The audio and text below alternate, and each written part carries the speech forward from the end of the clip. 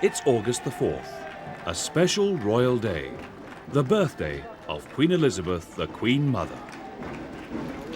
She usually appears soon after 11 o'clock, slowly walking out to acknowledge the cheers of her devoted admirers.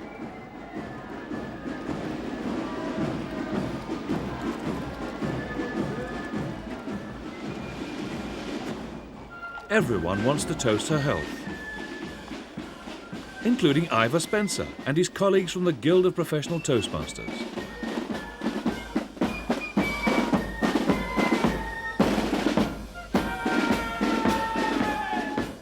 The band of the Grenadier Guards pays a special tribute, a march past playing Happy Birthday to You.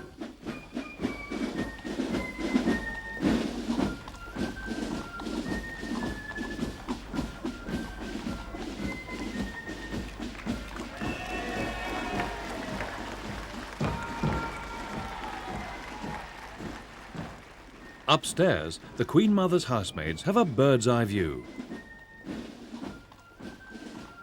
Now, children under the age of 12 are invited to come forward to offer their birthday greetings, and a long queue of youngsters laden with cards, bouquets and balloons soon forms.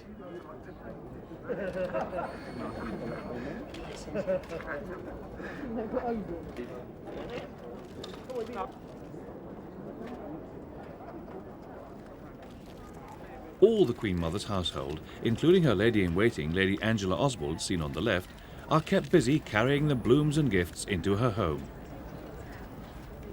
On the right, her chief steward, William Talon, lends a hand. No one is left out, not even her favourite corgi.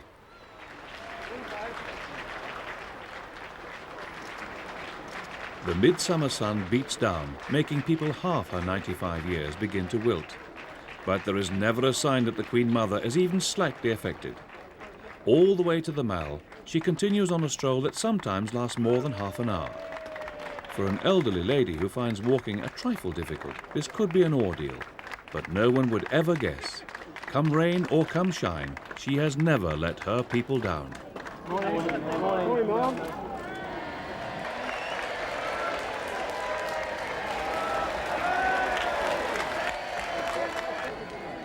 After a brief rest, the family begins to arrive. Zara Phillips, her mother, Princess Anne, and along comes her husband, Commander Tim Lawrence. The Queen Mother's grandson, Viscount Lindley, drives in with his wife, Serena. And soon, they all walk out to join in this happy occasion.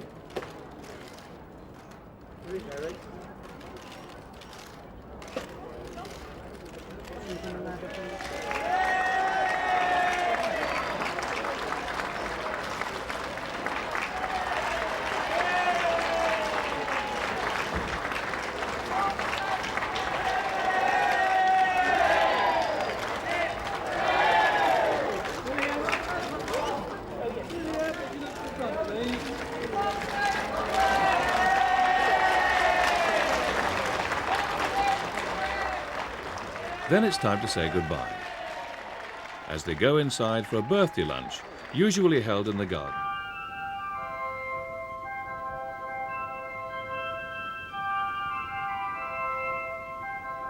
Winchester, St. Patrick's Day. The Queen Mother arrives to present shamrocks to the Irish Guards, as she does every year. It is one of the happiest engagements on her calendar.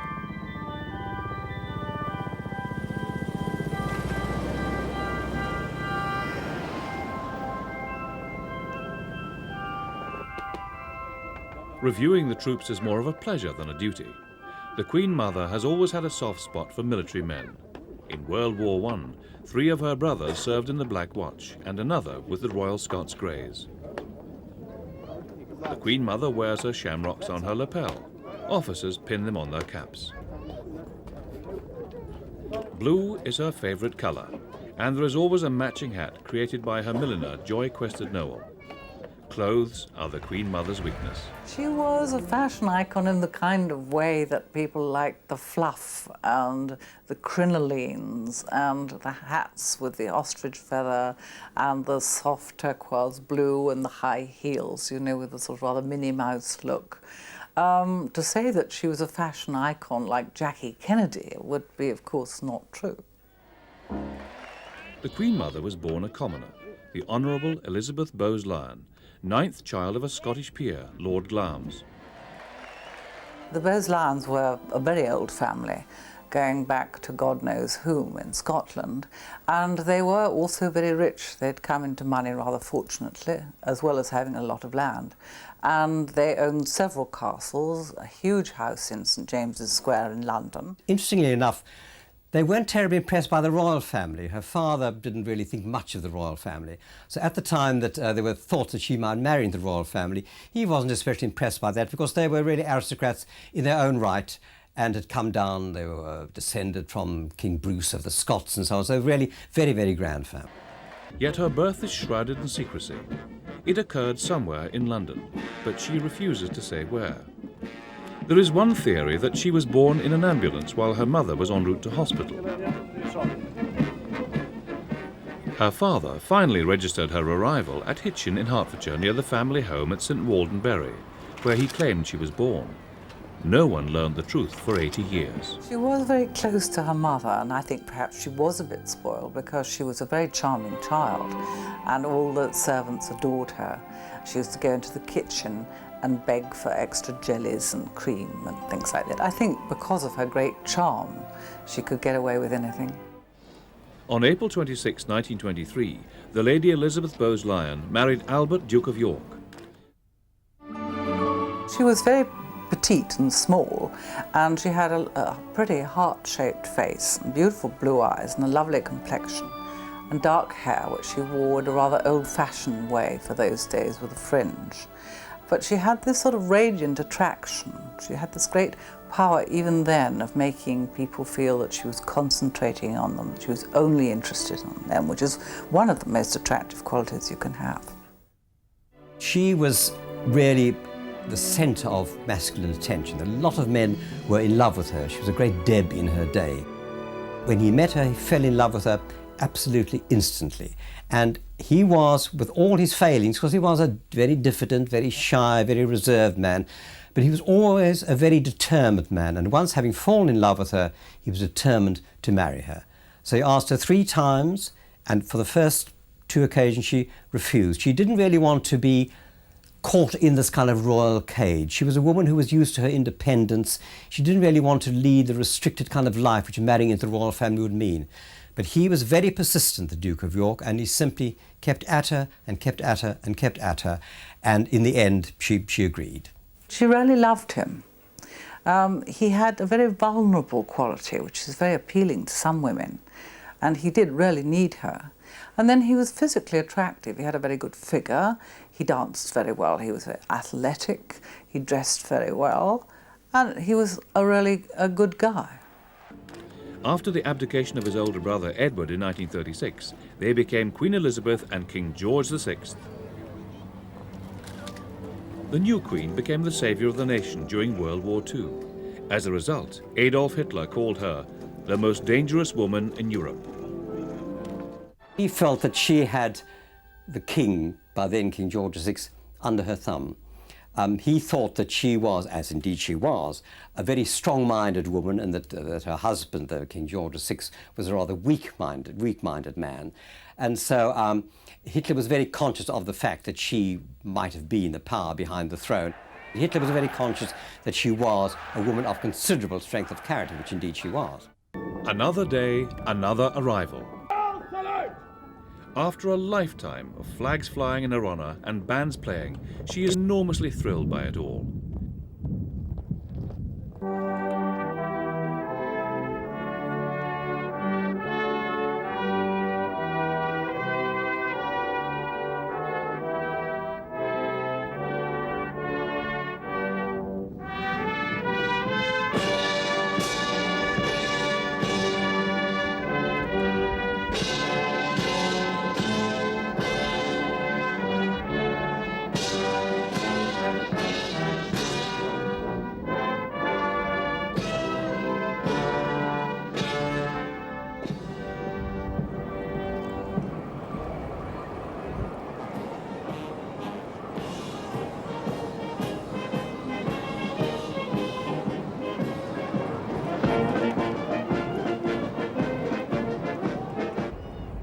may be just another working day for the Queen Mother, but she knows it's very special for those she meets.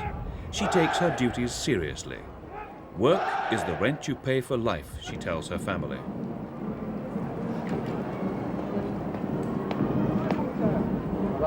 Yeah. Ex-servicemen with medals glinting in the sun get a special word. 50 years have passed since World War II, but she remembers it as our finest hour. One of the Queen Mother's great achievements was to bring America into the war on Britain's side. When she charmed Americans on a tour of the United States in 1939, all isolationist talk of America staying out of the war disappeared overnight. The royal couple formed a bond of friendship with President Roosevelt, which, it is said, directly led to American support for Britain during the war. By choosing to remain in London throughout the Blitz and sharing the hardships of their people, the royal couple became symbols of Britain's fighting spirit. Elizabeth was even proud when Buckingham Palace received a direct hit. "Now we can look the East End in the face," was the Queen's famous comment. King George died in 1952, and the Queen Mother has now been a widow far longer than she was a wife.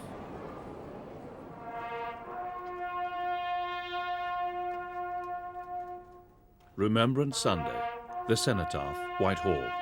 The Queen leads the nation's homage to the fallen. The Queen Mother watches from the balcony of the Foreign Office above. Below, 3 royal princes stand to attention just before Big Ben strikes 11 o'clock.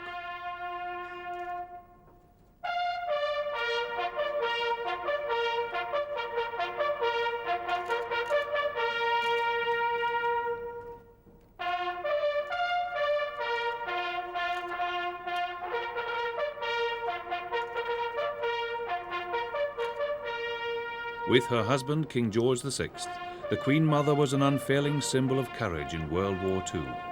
Now she has only memories. The solemnity and significance ends with the national anthem.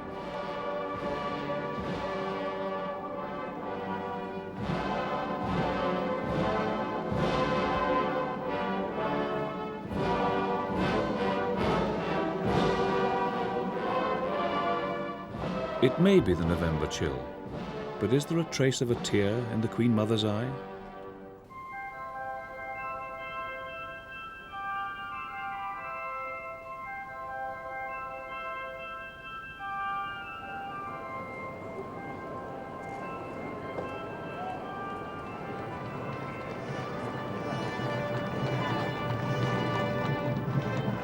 A more joyous occasion is the Trooping the Colour ceremony, which takes place in June. En route to Horse Guards Parade, she is joined by Princess Diana and her younger son Harry. A swaying carriage is not the most comfortable way to travel, especially for an elegant lady who takes helicopters like taxis.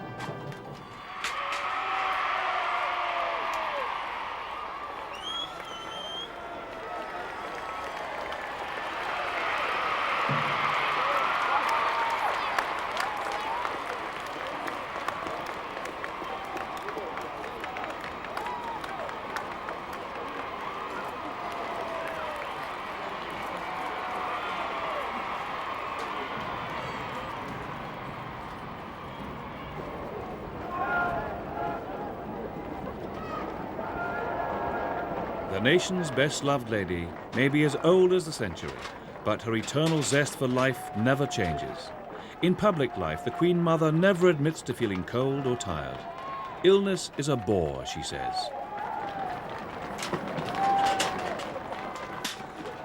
Afterwards, the whole family and their guests, including some Mountbatten cousins, line up on the Buckingham Palace balcony to acknowledge the cheers of crowds in the Mall. Grandson Edward, the television producer Prince, often arranges to video the event so they can enjoy it all over again afterwards.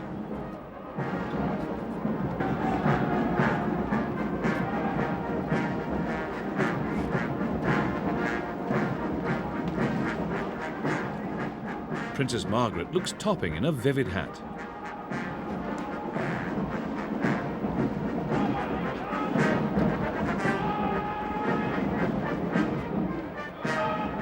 Down below, the band plays in the palace forecourt to keep everyone entertained.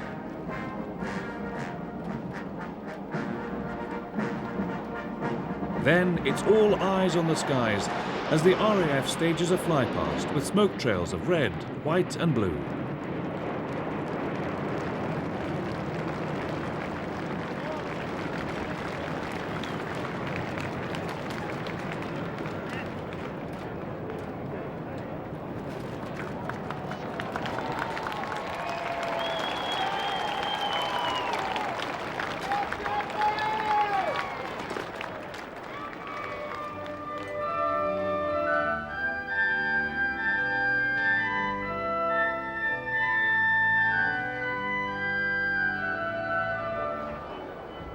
Derby Day at Epsom. In the royal box, the Queen and her mother are being filmed for a television documentary. But who cares about cameras when the best starters and riders in Britain are taking to the track?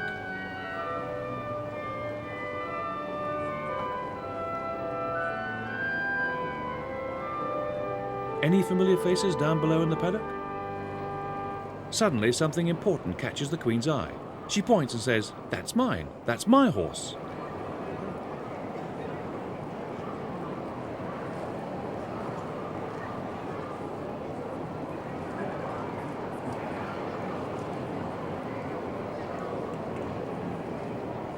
If there is one thing these royal ladies share, it's a passion for the sport of kings and queens. But while the Queen Mother's horses are all steeplechasers, her daughter prefers racing on the flat.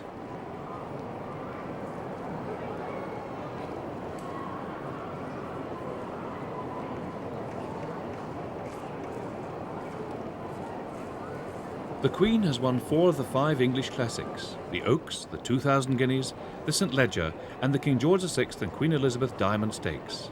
Her racing colours are a purple body with gold braid, scarlet sleeves and black velvet cap with gold fringe. The Queen Mother's are blue with buff stripes, blue sleeves and black cap with gold tassel. When she's racing, her enthusiasm is always there. She's planned with her racing manager all the mating of her horses up to the year 2003, so I think she intends to be around for a while yet. I think she's got a core of steel. I think that she is a woman who is very conscious of what she's able to do. She is very feminine in some ways. She is almost a flirt, almost a tease, and I think she's been that all her life. The crowds love the procession down the track.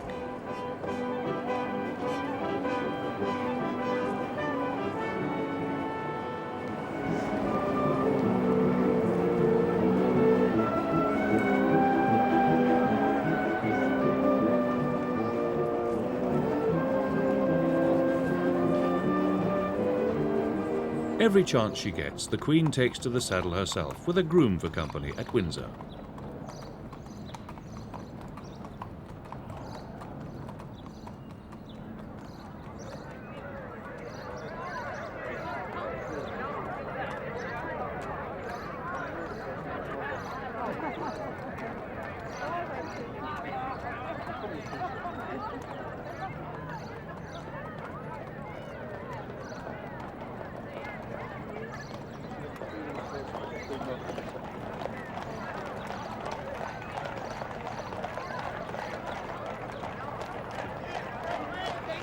Later, she rides through the park in a carriage, en route to Ascot.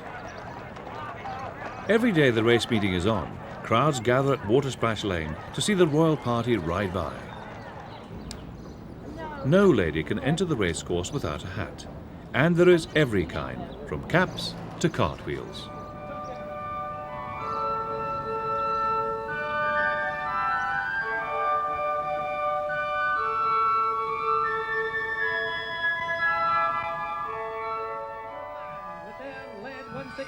By Dick Hamilton of the Deepside Police, our 11-pipe band doing great credit to us this year at Braemar Garden. Braemar, Aberdeenshire.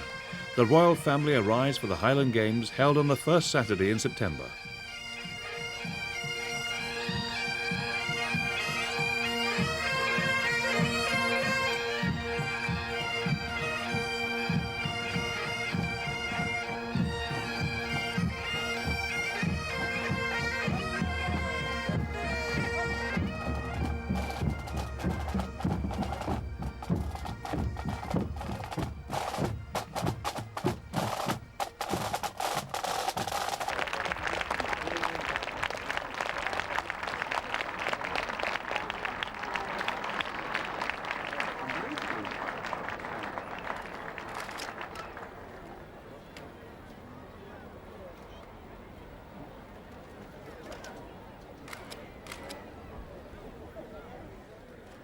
children present poses of heather.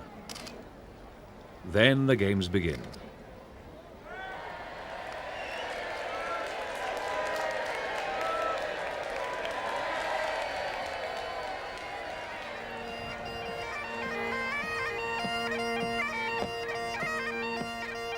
In the autumn chill, it's best to sit in the cosy pavilion.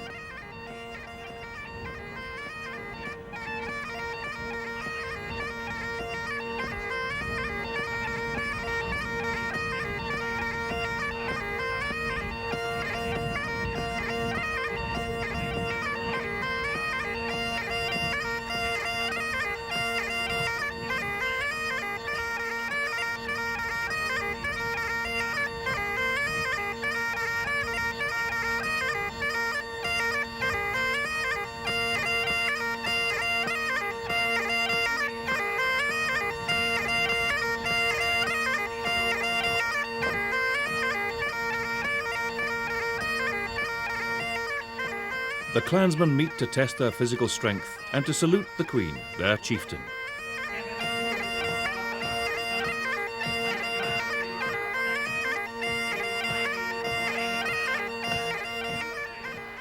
A huge crowd always assembles, hence the name, the Braemar Gathering. And that went over so well indeed. That is the ultimate in caber tossing. That required every bit of experience from Ollie Gunn. Then it's back to Balmoral at the end of the day.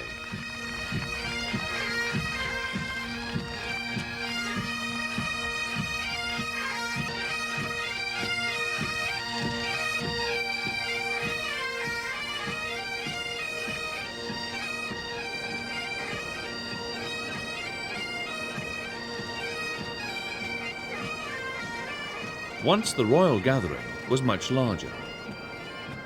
The Princess of Wales was a popular addition. Sadly, she no longer attends. She always turned up in a stylish plaid to please the crowd and match the men in kilts.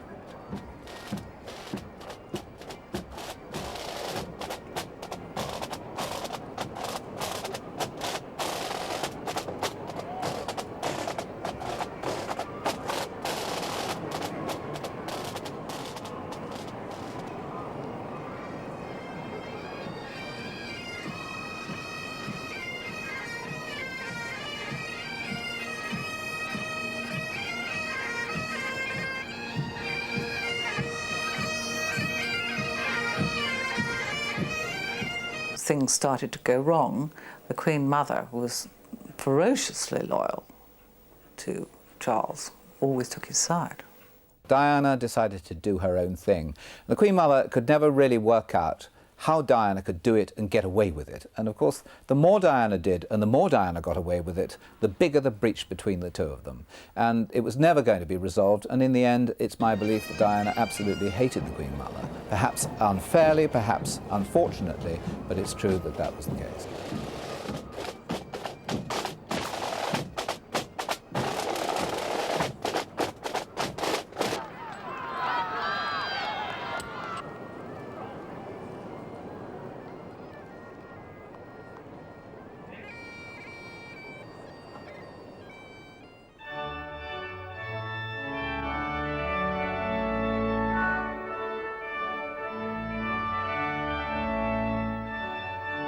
Crathy Church, Balmoral. And the congregation overflows when the royal family arrives. Oh, they do like to be beside the D side.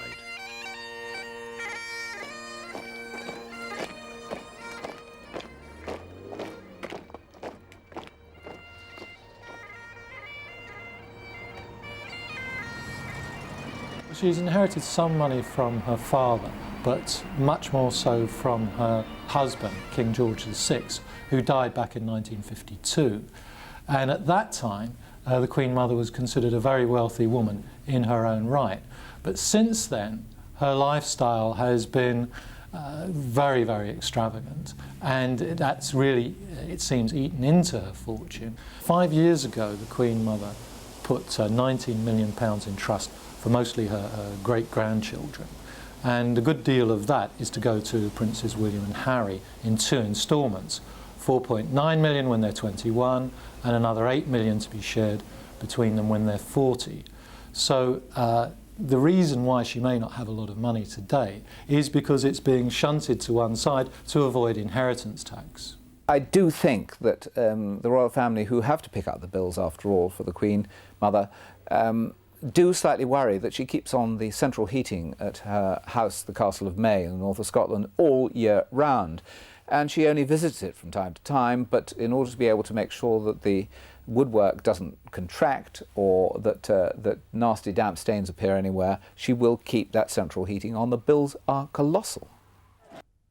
I think the Queen Mother is wonderfully extravagant. She's living in a different age. She is an Edwardian, and she lives in an Edwardian way. She has more servants than any other member of the royal family. She invites people to lunch at Clarence House and says, we'll have a little picnic, and you will go out on the lawns, and there will be an array of silver and gold and plate on the table. There will be footmen behind every chair, and you will be served the finest wines and champagne. And that to her is a picnic.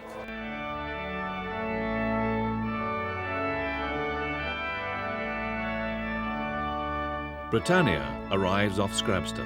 The Queen and her family are stopping off on the Western Isles cruise to visit the Queen Mother. The royal barge brings them ashore, just as her car draws up at the dock.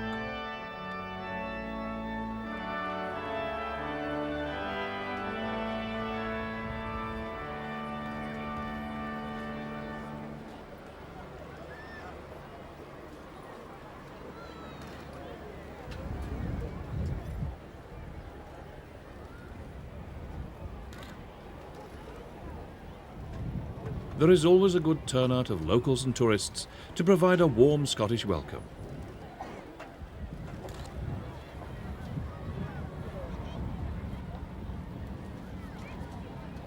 The Queen greets her mother with a kiss, followed by Prince Philip.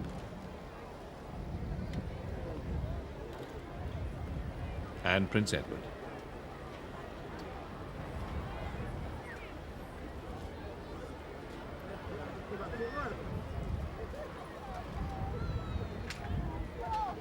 They all drive off to the Castle of May for lunch.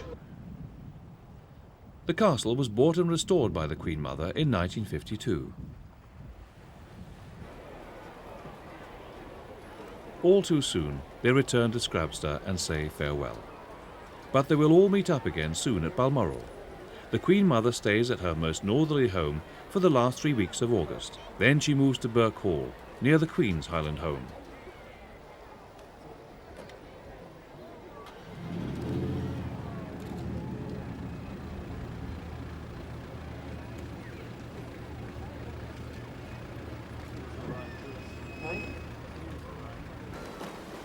Britannia sails on to Aberdeen, where the Queen and the Princes disembark and drive on to Balmoral.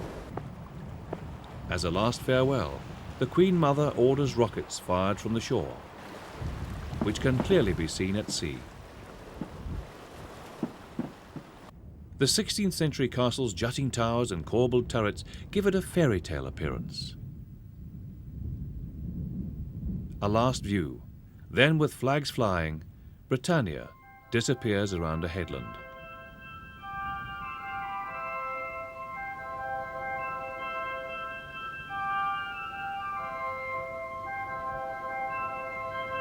The Sandringham Flower Show on a warm day in early August. The Queen Mother never misses it and is always escorted by her eldest grandson. He would go and stay with her at Birk Hall, and she would encourage him and encourage his taste in music and generally cherish him. And I think she saw in him the same sort of vulnerability that her husband had had, and they were very close. He was a great favourite with her, and I think she encouraged him in many ways that his parents didn't. They were rather conventional. The Queen and Prince Philip had very conventional tastes on what young men should be. The Queen Mother appreciated his softer, more artistic side, and I think she certainly encouraged him as a young man.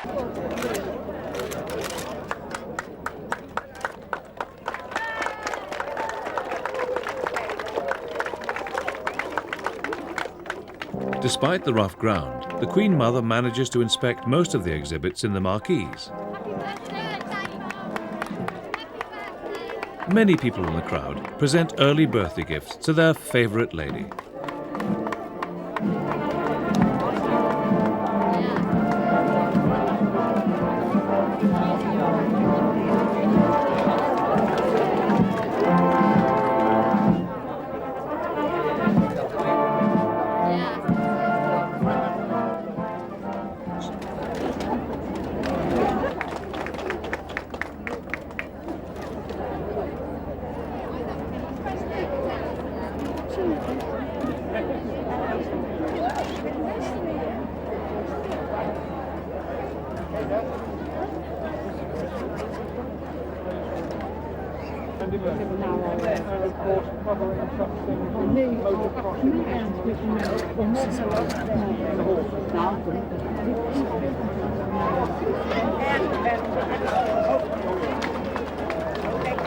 And where did chocolate Brazils come?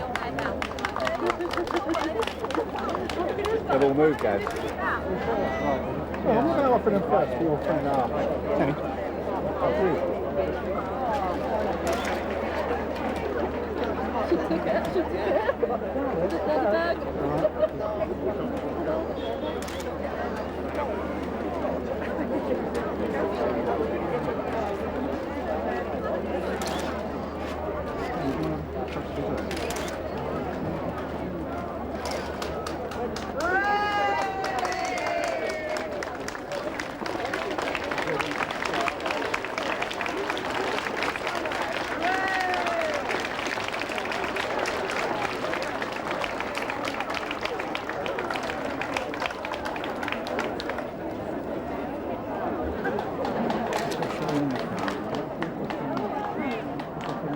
Then it's time to take the short drive back to Sandringham House.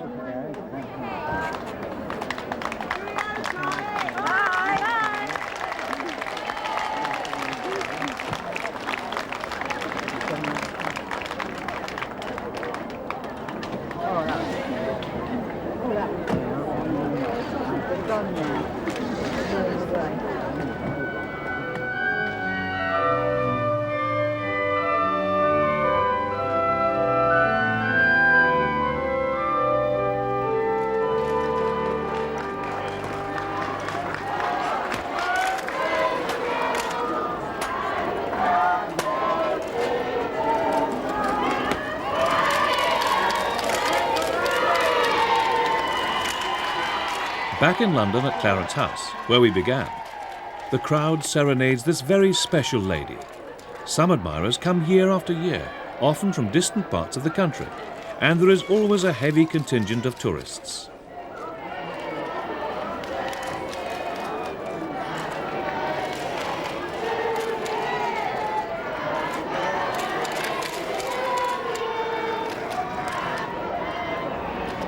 There are always enough flowers to fill several florist shops.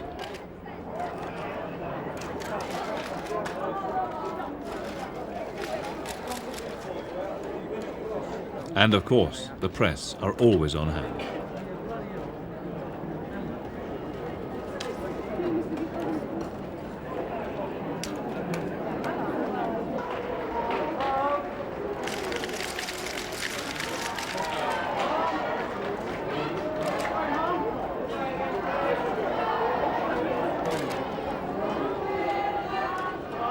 For a brief while, it's goodbye, but 90 minutes later, the gates will open again. It's a rare chance to see the Queen Mother surrounded by her children and grandchildren. Prince Charles and Prince Andrew are alone. Sadly, their wives no longer join the party. Walking may not be easy these days, but after 70 years of public duties, it's not surprising.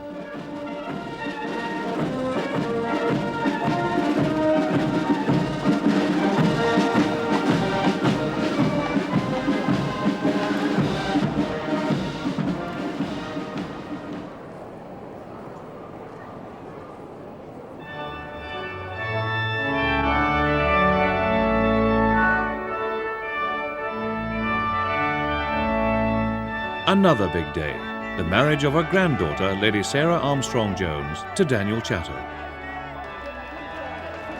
To avoid slip-ups, the frail Queen Mother enters and leaves the church via a side door, dodging the steep front steps.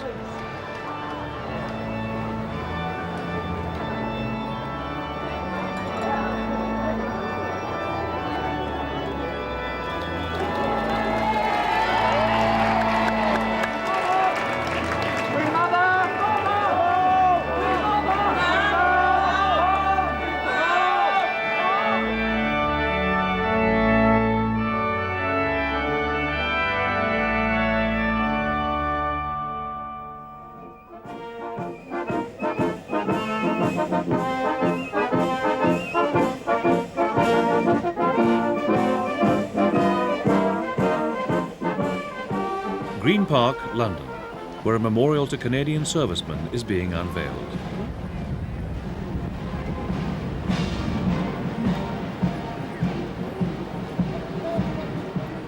Under grey skies, the little lady in pink adds a rosy glow to the occasion.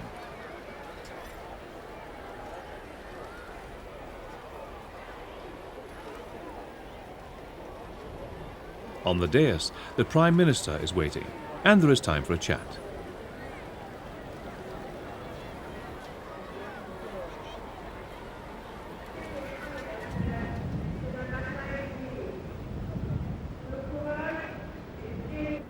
Royal Navy Commander Prince Andrew is in uniform, sitting beside his sister-in-law.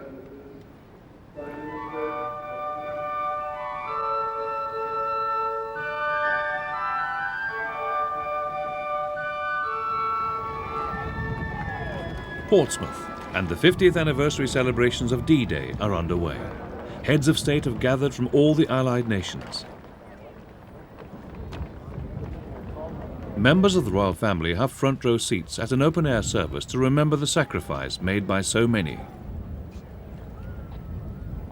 Half a century has passed since the Great Armada left this shore to liberate Europe, but the world has not forgotten.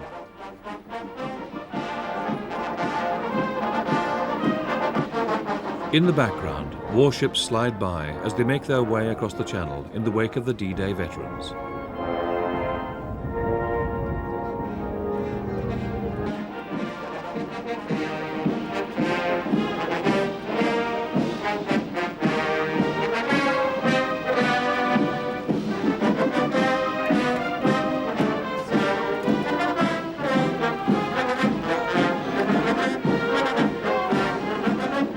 President Clinton has come to represent the United States forces who played such an important part. As the service ends, he and the First Lady go on walkabout.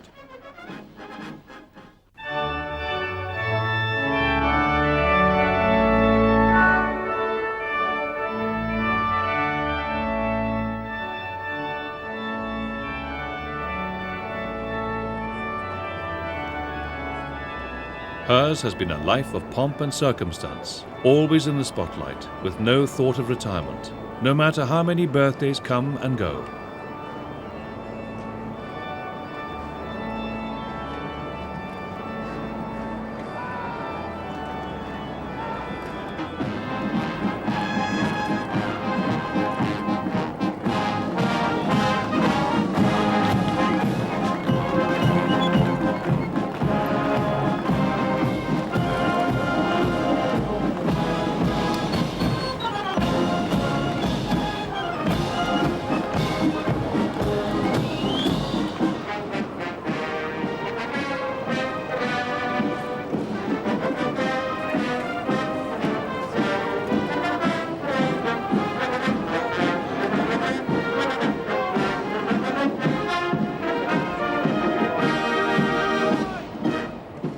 What would such grand occasions be without her?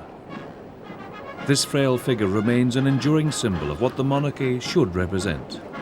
She is a living link with the Victorian era and has always retained the grace and charm of a bygone age.